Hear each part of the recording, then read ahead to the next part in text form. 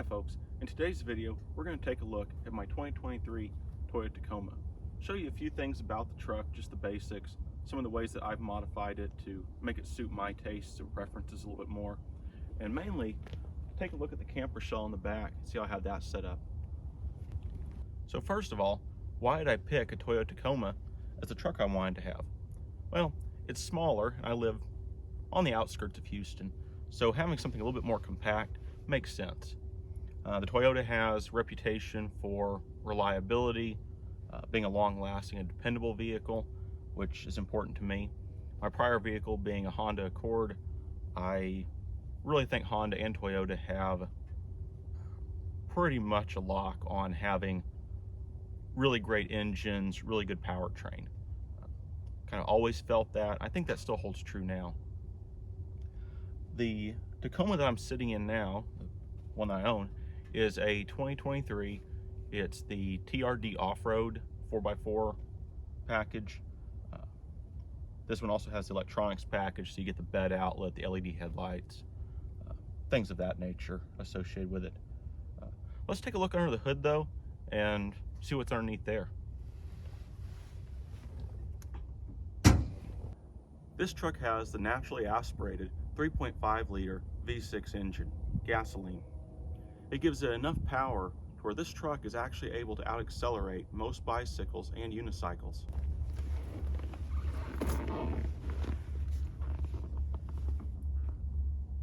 I've made a few changes to the seating arrangement in this truck. Because I'm kind of built like a T-Rex where my legs are proportionally longer than my arms, I found that in order for the steering wheel to be comfortable, I had to sit pretty close and my knees were impacting the dash. To deal with that, I got the Cali raised LED seat jackers in the front. Now I still lift it up as much as possible in the front and drop it down in the back to where I get more of a bucket seat type feel. But then getting all that extra leg support and room, I found that the steering wheel was too far forward then. So I put on this 949 Racing steering wheel extension, brings the wheel out a couple inches, and then just this turn signal extension there to then make everything sort of work again. It gives me a lot more leg room and I can sit very comfortably, very relaxed, grip on the wheel, and really drive in total comfort. It's a really nice setup as modified. As these come stock, I did find it a little bit cramped. I think if you were more evenly proportioned on leg length and arm length, it would probably be just fine, but for me, I needed to tweak it a little bit. Now, a couple things in here that are kind of a little cheesy, maybe not worth mentioning. I did get the seatbelt extensions just because this has a really obnoxious seatbelt alarm that goes off anytime you start the engine. It doesn't alarm based on moving, it doesn't alarm based on distance driven. It's the engine starting sends off a seatbelt alarm. So that makes that thing shut up while I get the air conditioner going and get the phone plugged in, music going, whatever. And then I buckle up before I start driving. In the center console there, I've got a kind of sleeve adapter. I'll link it down in the description along with everything else I can think of. But what that does for me is the little skinny Red Bull cans or Red Thunder cans, if you shop at Aldi like that, have a tendency to want to tip over, and that just keeps them from tipping over. Works well. I got white to match the truck, kind of like the black and white scheme. Let's take a look at the back of this truck though. The back seat definitely leaves something to be desired. It's cramped. There's no way to say anything else. It is. If you have multiple adults you need to carry, this is not the truck to get. Even this being the double cab, my knees are, there's no way to sit in this comfortably. You can kind of spread your legs a little bit, and then what am I hitting? Yeah, it's really just not comfortable at all. I mean, if you have kids, then yeah, this is fine, but for anyone average height, I'm 5'10". This is cramped, very cramped. You can't hardly see out the windows actually if you're sitting upright. Like, try to scoot back to get some more leg room, and you have to kind of, very small back seat. Now this is the part I'm really excited to show you. We're back here in the bed where I've got the Leer XR100 shell on it, and this is my camping setup. Now, first thing people ask when you start talking about camper shells, does it leak? Yes, it leaks. It leaks from everywhere you could possibly imagine, and some places you can't imagine. Some places you can't even figure out where the water's coming from. They are not very watertight, at least this one isn't. And I think part of that is the Tacoma bed itself. You've got a lot of penetrations for the bed rail system, just the way it's constructed at the front, the bed lights, this little cargo door down here. Water can come in from a lot of different places. I've got the drain holes plugged so the water can't blow up from the bottom when you're driving, so that helps a little bit, but there's still quite a bit of ingress of water, especially around the front window there. In hindsight, I probably shouldn't have gotten the more complicated one that comes out for cleaning, because it just allows more water in. So definitely something to consider if you're looking at one of these. I don't have the wind doors on the side because I do use this mainly as a camping setup and not so much a cargo carrying apparatus, to where having the sliders with the built-in screens is really nice for keeping the mosquitoes out, like that one there. It's coming after me. But the thing that I really like here is this Jackery Explorer 300. I've got that hooked up to where the power cord to charge it runs through the bed rail here. I've got the rectifier double-sided taped to the side of the bed, and then an aftermarket power plug that has the 90-degree ends to it, to where it can stay plugged into the bed outlet, and this cover is mostly closed then, and I can charge this anytime I'm driving. There's no solar panel. It's an option if I wanted to do that, but for what I've been doing, it works just fine the way it is. I turn on a switch in the cab when I start driving that recharges the Jackery. If it's fully charged, I can get about 3, probably 4 days out of it, and that's running the LED lights I have installed around the windows. That's running my Bluetooth speaker, charging my phone. Of course, you're not going to be able to power any heavy-duty electronics with it, but just for basic charging, lighting, a little bit of music, it works fine. It has, several spots for USBs. I'll get you a closer look at that in a second. Beyond that, though, I've got the Total Chaos bed stiffeners on here. Pretty quick install with a drill. You just pull the headlights off and they bolt on, just to add a little bit more rigidity to the back end of the bed here, to hopefully prevent any kind of stress fractures from all this weight of the shell being on it all the time. I've got the bed rug in the back that it's just the floor mat that's actually fitted to where it fills in the ribs in the bed. It makes it very comfortable to lay in here. Got a nice 30-degree sleeping bag, pillow, my little cook kit over there, blackout curtains installed on the sides so I can keep some of the light out. I do have that for the front and back also. I don't have those installed while I'm driving, just so I get the full view out of the back.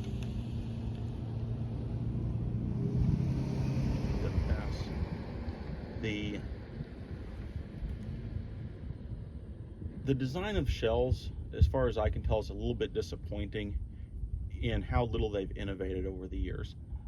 This, as far as I can tell, is the same thing they've been manufacturing for decades, which they seem to use as a claim to fame that, oh, we've been making these for decades. Okay, yeah, that's good, but you haven't innovated at all.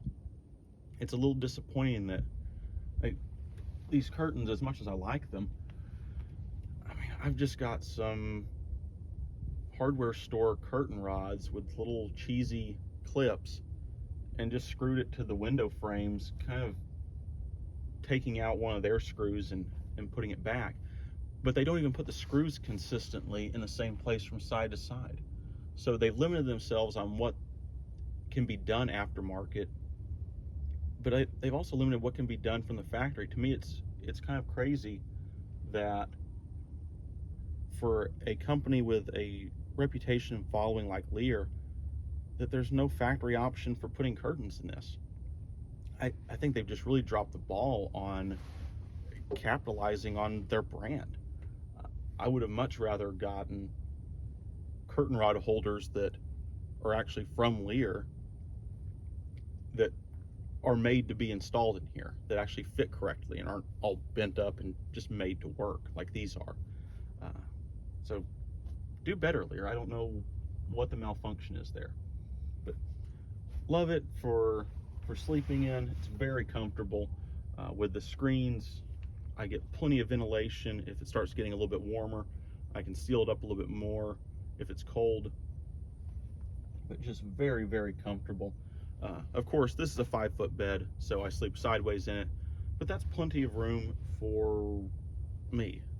5'10", I've got enough headroom, I've got enough length to sleep diagonally. It works out just fine. I've got my stove up there for basic cooking. See my little can of Dinty Moore stew, extra fuel. But overall, very comfortable. I like it. All right, I'll give you a little closer look in here. So that's the 9-degree plug. So this can lay mostly flat. Little piece of double-sided tape just to keep this from coming out and being in the way. 9-degree plug into the rectifier there, secured with a double-sided tape.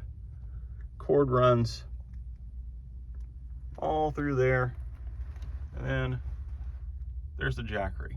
I've got one of these 9-degree USB plugs on it. You can see some of my junk underneath there. One of those 9-degree USB adapters that goes over then to a splitter, a hub, whatever you want to call it, over here on the side, but then can split off and charge my Bluetooth speaker. Got my lights on both sides, so they can be independently controlled. Usually for just sleeping in here, if I'm winding down, I only have one side on, usually at the dimmest brightness. With these things both on at night on full brightness, it's bright enough you can kind of do surgery in here. It is like a tanning bed, which is nice if you need a light, but it's a little bit much for just kind of relaxing. But just turn it down, only have one side, works out just fine. There's my little stove setup, pot, stove's inside the pot, some extra oil filters just because that was a convenient place to put them. But pretty cool. I've got some hooks on the back side here just for hanging keys, hats, whatever. Not much else to say really. I've got these shears here that I just use for cutting double-sided tape and Velcro as I've been modifying things. Right here, it's a little Energizer light, takes a XR100, and I just keep that clipped onto the fuse box here, so that if I need to look around in the night or something, get out, I have a convenient, handy light there that's fairly bright. It's not the nicest light in the world, but it does okay for what it's for. Down here, I have a little toiletry bag that has a travel toothbrush and deodorant and stuff like that in there. This rubber band I normally use to keep a roll of paper towels handy. I just don't have it in there right now. Jug of water. And that's most of what there is to see in the back. So back in the cab, this is the switch there that turns on the bed outlet. It charges at 400 watts while in park, 100 watts while moving. The jackery can only charge at 80 watts. So this works just fine, whether I'm stopped or moving. makes no difference. I can charge at full rate. So before I send you off, take a quick look at the dash, some of the controls that exist in here. We got our engine start stop, we got our selector for two-wheel drive, which of course we're in right now being on the pavement, but you also have the options for 4 high and 4 low. You've got blind spot monitoring, ECT power, lets your RPMs go a little bit higher, so when you're trying to beat a bicycle off the line, you actually have a fighting chance. It's got some parking assist that I usually keep off, just because I find it more annoying than it is helpful. Various defrosters and things are thrown in there. Got a voltage monitor plugged into the cigarette outlet, and just left of that, between the voltage monitor and the phone being plugged in, that is the button for the phone heater, which is where I keep those books just below it. That thing works great if it's a cold day and you want to warm your hands up. You put your phone on there for a little while and it gets just scorching hot. That's about all it does. It doesn't really seem to charge the phone, just make it hot. Up here we've got the stuff that is a little bit special about the TRD off-road. We've got the multi-terrain select, the crawl control that can sometimes help you get unstuck if you get a little bit bogged down, and the rear locking differential there. So kind of cool stuff. So thanks for watching my little show and tell, folks. Enjoyed having you along. I think it's a pretty cool setup. Certainly it's not perfect, and there's a lot of ways to modify a Tacoma. It probably has more aftermarket than about any vehicle on the road. These are just the things that I've done that work well for me and have made it really be a fantastic vehicle that I enjoy a lot. Of course, made a few jokes in it here and there about the power, but overall it is a very pleasant truck to drive. It's comfortable. I only have about 6,000 miles on it, so I can't attest to the long-term reliability, but of course Toyota has a great reputation. I guess as a final word, this is not a sponsored video. The things that you're going to see linked down below, or that I've mentioned by brand name or not, none of them are paying me. This is just what I've used, what I have found works well for me. So thanks for watching. If you enjoy it, like, subscribe, leave a comment about things that I'm doing wrong, or that you may have found a better solution for, so that we can all learn. Thanks for checking in, and we'll catch you next time. And before we head out, just a quick shot of the San Jacinto Battlefield Monument where I've been filming today. Really nice, peaceful place. We usually have the battleship Texas out here too, but it's being repaired in Galveston right now, so can't really take a look at that, but just a little beautiful sight there to kind of close the video out. See you next time, folks.